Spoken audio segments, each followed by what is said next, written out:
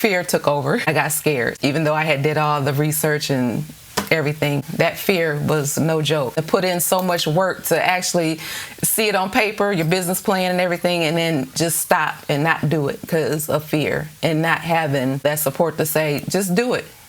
Just try it.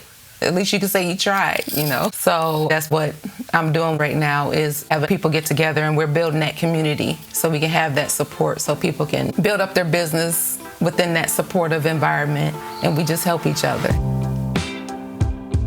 Welcome to Main Street Makers, a bi-weekly podcast that features real, local small business owners who have transformed their passions into profitable businesses. Learn from fellow small business owners on how they overcome challenges, find opportunities, and create thriving operations that make our neighborhoods more vibrant, connected places to live. I'm Tiffany, and this podcast is brought to you by NAV, the business credit platform that believes every small business owner deserves the chance to succeed. Now let's get to this week's show. Hi, welcome to Main Street Makers. I'm here with Cassandra Outlaw, which honestly is the coolest name ever. And she has graced us with her presence to tell us her story. So we're very grateful for you for joining us today. Well, thank you for having me today. We're just here kind of trying to learn about small business owner stories. And tell us about your business. Well, right now, I'm licensed in real estate and life insurance. So I am putting together a program to put those two things together to create passive income or help people create passive income for retirement. So that's the goal right now. So basically my business is real estate, investing, and teaching people how to use life insurance to create that passive income as well. Okay, very cool. When did you get started and how did you get started?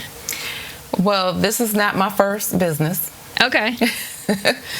What I'm doing right now is where I ended up. I started studying real estate investing back when I was in college. And of course, college, you don't know what you're doing with your life and you're trying to figure things out. So it was just something that I would study and keep up with over the years. And so I ended up becoming a social worker of all things. Oh, very cool. And that gave me some insight on what direction to go. So that really fit into real estate because the social work helped me see that by investing in real estate, I can build up the community. So in the very beginning, I was just trying to find a business. Mm-hmm. And I went through meeting with SCORE, the economic development resources and things like that to, just to learn about business. Eventually, fear took over. The first idea I had was a restaurant, and the opportunity came up and I got scared. So I didn't do it, even though I had did all the research and everything, but it was just me. So I was like, so I didn't do it. And I kicked myself because it would have been a good opportunity. But later on, after social work, because I had my kids and everything, with my first child, I got my master's degree in business. Oh, cool. And had decided that being a social worker was not going to get me to where I wanted to be as far as building up the community. So I went and got my master's and figured I would get on management side, and that didn't work out. So entrepreneurship has always been in me. So I helped the family farm. I bought the family farm and took that over. So I ended up building up a 400-acre organic farm. Oh, wow. And this was your family farm? Yeah. Oh, very cool. Where is it located? In Michigan. Okay. Southwestern Lower Michigan. That's very cool. Cass County. Awesome. Yeah, so that was the start, and that was a challenge because we're dealing with trying to get financing through USDA and making sure, everything is set up and within their regulations and things like that. But I did it, had the farm for 16 years. Yeah, so eventually the family got it. Well, it's still in the family. Oh, but cool. It's just out of my name. Yeah. And then once I got out, well, I was still in the farm, but I started a restaurant. Oh, nice. You came back. Came back to it and started a restaurant. And it was kind of crazy how I ended up doing it, because again, I had went back into like the business, the economic development resources, and met this lady that owned the restaurant. She wanted to get out of the restaurant business and get into real estate. So I ended up writing her business plan for her real estate development project that she wanted. And in exchange for that, she gave me her restaurant. Oh, wow. Yeah. So that's how I got into it and took the restaurant, had a couple different locations, eventually ended that, and then actually got in my real estate license. And then from Michigan, I moved here to Georgia. Okay. And so I kept up with the real estate and then got into insurance. And so here I am. Okay, that is so neat. So when you had that early fear, was there something that helped you overcome that in the end, or was it just time? Combination of both, time, and we talk about this a lot, having a network, a support system to get over that fear, to move to the next step. And actually, that's part of what I'm doing with the real estate and insurance right now. Is I have a networking event where people get together and we're building that community so we can have that support, so people can build up their business within that supportive environment, and we just help each other. Because I know that was a big thing. That fear was no joke. It was like, ooh, that's a brilliant idea, and to put in so much work to actually see it on paper, your business plan and everything, and then just stop and not do it because of fear, and not having, that support to say, just do it. Just try it. At least you can say you tried, Yes. Yeah. Yeah, so that's great. What did you do in the early days to start building up that network? I really didn't. Yeah. At that point. When it came to the farm, that was just a whole different type of beast. Yeah. I grew up on the farm, so I had an idea of what goes on. Organics, that was, a whole process. But having that network, it was basically family. My father grew up on a farm, and he had already started doing organic farming. So when I came in, it was just expanded. And that's what I did. That is so cool. Yeah, we've heard from a lot of people who their family, either their parents were entrepreneurs, and so they sort of just like learned about the business that way, or yeah, that network is super important, and your family is sort of your ingrained network, which is nice. Yeah. To get it started, yes, for sure. Yeah, that's very cool. So then, what were some surprises about launching really any of the businesses, but you can talk about your insurance one if you want. What were some surprises that you ran into?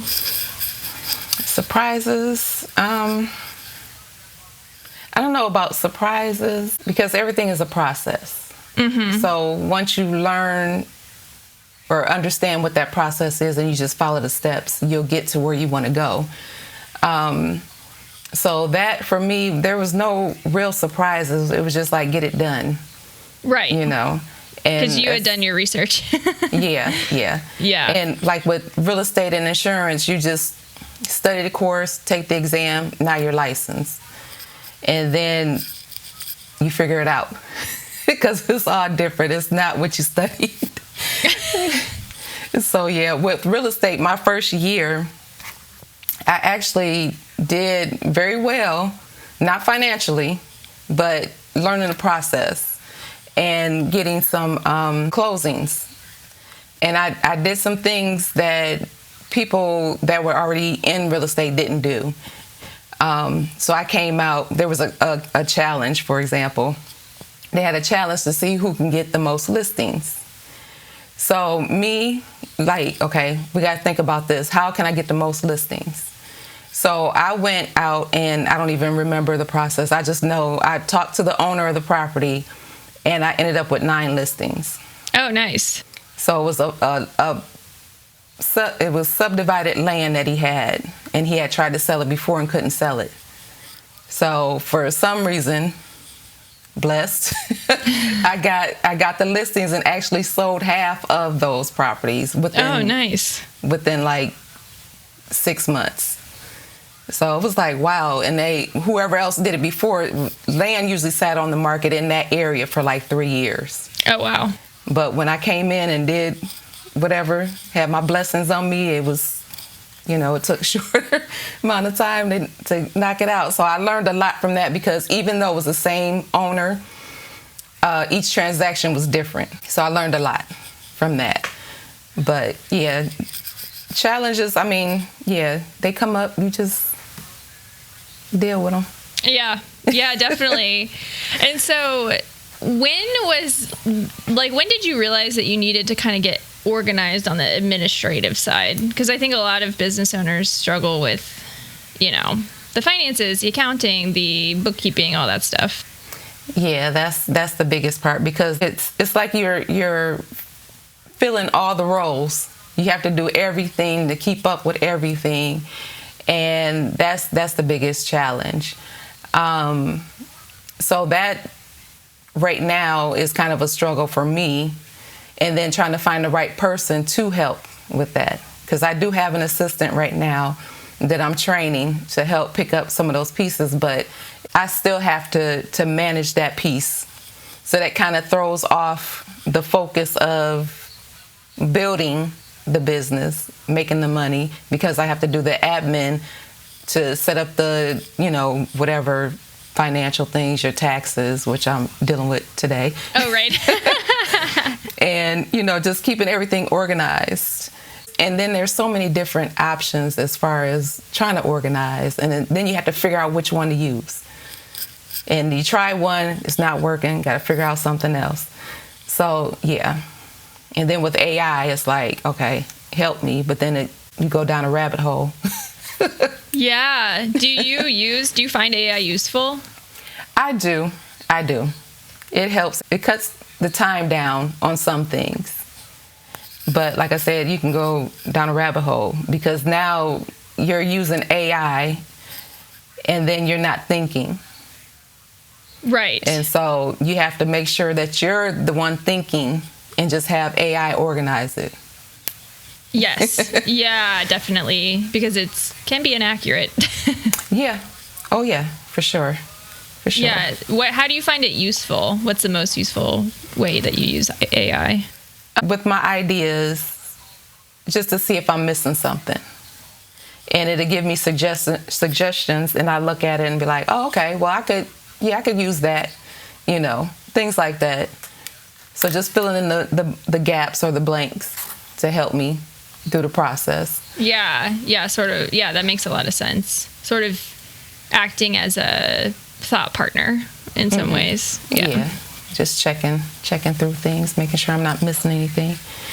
Yeah. And so talk about your business credit journey. When did you learn about business credit? Because I think you are pretty knowledgeable about business credit, right?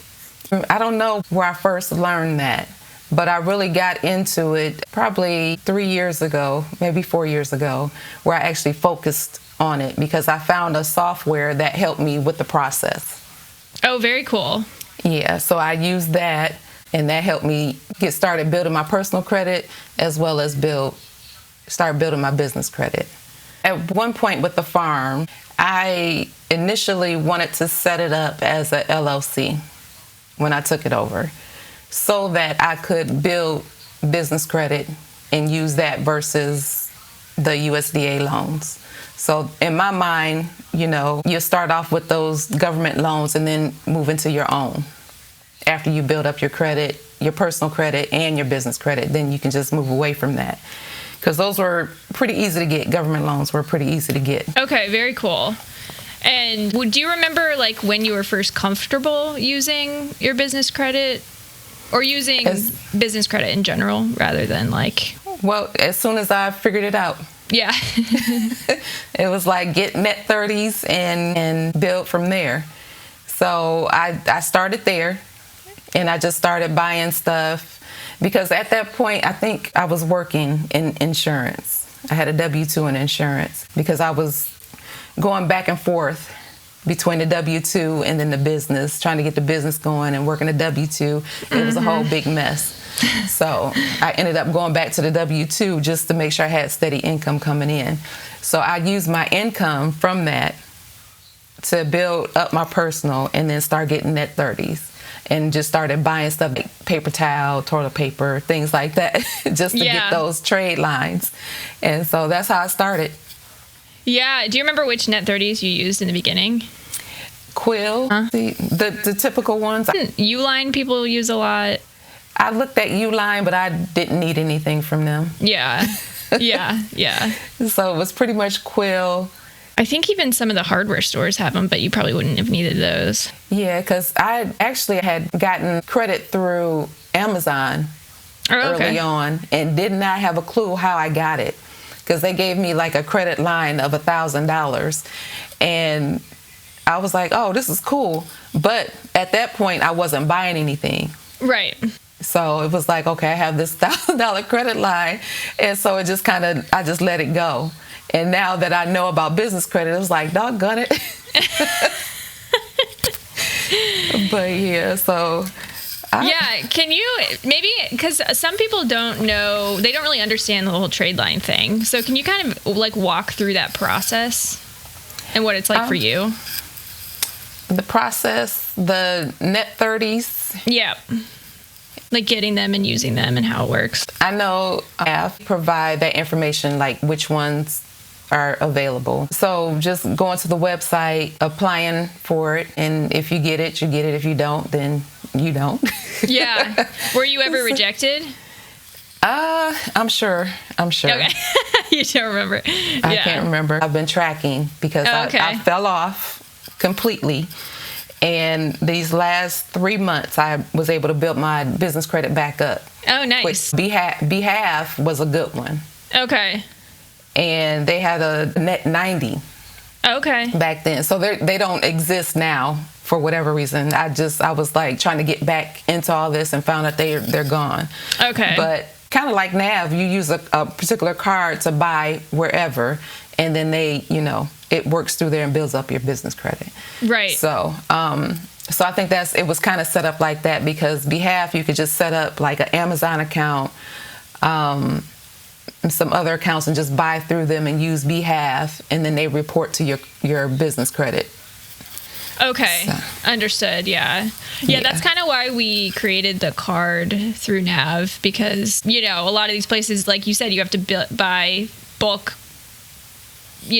paper towels. I mean, it's just like, if you don't need to spend that money, then it would be nice to not have to spend that money. Right. And that was the good thing about Quill, is because I would probably spend like $100 and $115 a month, or try to, at least, because the supplies were I had so much stuff that it would last longer. But you need at least that 3 months in a row to get that reporting. Yeah. So there's New Egg, and then Quill, Amsterdam. I don't know if they report anymore. Yeah, just go into those websites and applying and see if you can get it. That's the only thing. And then they say to do 3 to 5 different accounts. And if you can afford it, I mean, $75 to $100 an account just to build that up. And the key part is have your cash to pay for it all. Yeah. Just starting off as a new business owner, you have to have a source of income. You just building your business credit up. And that's the initial thing, setting up that foundation. So when you do apply, like your office address, phone number, website, email, professional email, you have to have all that set up first. Yeah. Then get your net 30s and then build from there. Unless you have a high personal credit score, then you can just jump into the bigger business funding. Right. Yeah. But some business funders, most of them, they check business credit too. So that's it's hard. Yeah, that's definitely something that a lot of people struggle with. And so it's good that I think even being educated about net 30s is an amazing step, right? Yeah. And that's the starting point. Even if you work in your W-2 like I was and just paying for those little things, because it's not, $75, at least get it reporting so that you have the established business credit profile. Yes, absolutely. Because I had all of these and I did not use them all. There was like 1, 2, 3, 4, 5, 6, 7, 8 accounts that I actually got.